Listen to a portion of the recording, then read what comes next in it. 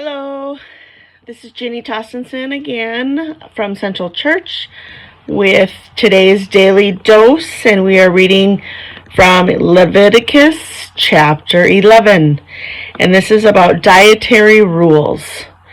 The Lord said to Moses and Aaron, "Say to the Israelites, these are the creatures that you are allowed to eat from the land animals.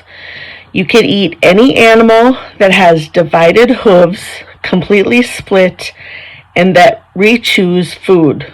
But of animals that rechew food and have divided hooves, you must not eat the following: the camel, though it rechews food, it does not have divided hooves, so it is unclean for you. The rock badger, though it rechews food, it does not have divided hooves, so it is unclean for you. The hare, though it rechews food, it does not have divided hooves, so it is unclean for you. The pig, though it has completely divided hooves, it does not rechew food, so it is unclean for you. You must not eat the flesh of these animals or touch their dead bodies. They are unclean for you.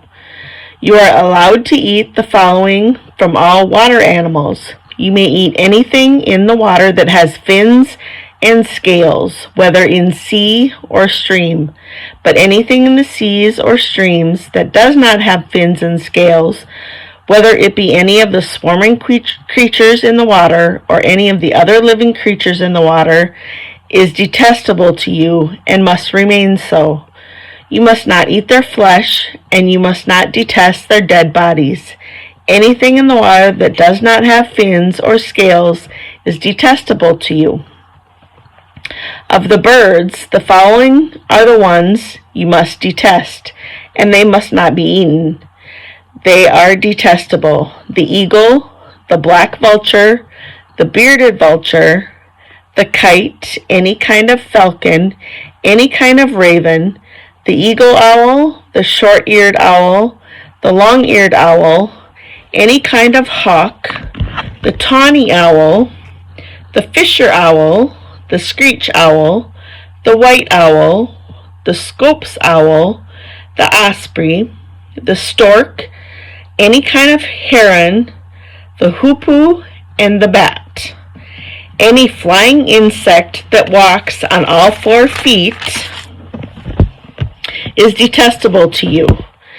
But you can eat 4-footed flying insects that have jointed legs above their feet, with which they hop on the ground. Of these you can eat the following: any kind of migrating locust, any kind of bald locust, any kind of cricket, and any kind of grasshopper. But every other flying insect that has 4 feet is detestable to you. Now it's talking about unclean animals.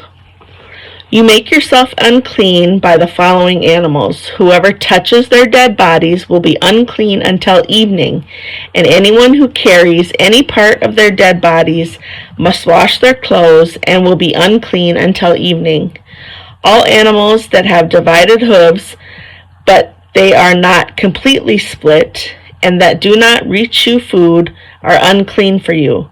Whoever touches them will be unclean. Of all the animals that walk on 4 feet, the ones that walk on their paws are unclean for you. Anyone who touches their dead bodies will be unclean until evening. Anyone who carries one of their dead bodies must wash their clothes and will be unclean until evening. These animals are unclean for you. The following are unclean for you among the small creatures that move about the ground: the rat, the mouse, any kind of large lizard, the gecko, the spotted lizard, the skink, and the chameleon. Of all small moving creatures, these are unclean for you. Anyone who touches them when they are dead will be unclean until evening. Moreover, anything on which one of these creatures falls when it is dead will be unclean, whether it is wood, cloth, skin, or funeral clothing, any such item that can be used to do work. It must be put into water and will be unclean until evening. Then it will be clean again. If any of these creatures fall into a pottery jar, everything inside it will be unclean. You must smash the pot. If water from such a jar gets on any edible food, it will be unclean. Any drinkable beverage in such a jar will be unclean. Anything on which a part of these animals' dead bodies might fall will be unclean. If it is an oven or stove, it must be destroyed. They are unclean for you and must remain that way. Now, a spring or a cistern that collects water is clean, but anyone who touches one of these dead animals' bodies in it will be unclean. If any part of these animals' dead bodies falls on seed that is to be planted, the seed is still clean. But if water is poured on some seed and part of the dead bodies fall on it, it is unclean for you. If one of the animals that you are allowed to eat dies naturally, anyone who touches its dead body will be unclean until evening. Anyone who eats from the dead body must wash their clothes and will be unclean until evening. Anyone who carries such a dead body must wash their clothes and will be unclean until evening. Every creature that swarms on the earth is detestable. It must not be eaten. Among all such creatures that swarm on the earth, you must not eat anything that moves on its belly, or anything that walks on 4 or more feet, because they are detestable. Do not make yourself detestable by means of any swarming creatures. Do not make yourselves unclean with them, or made unclean by them. I am the Lord your God. You must keep yourselves holy and be holy, because I am holy. You must not make yourselves unclean by any swarming creature that crawls on the ground. I am the Lord, who brought you up from the land of Egypt to be your God. You must be holy, because I am holy.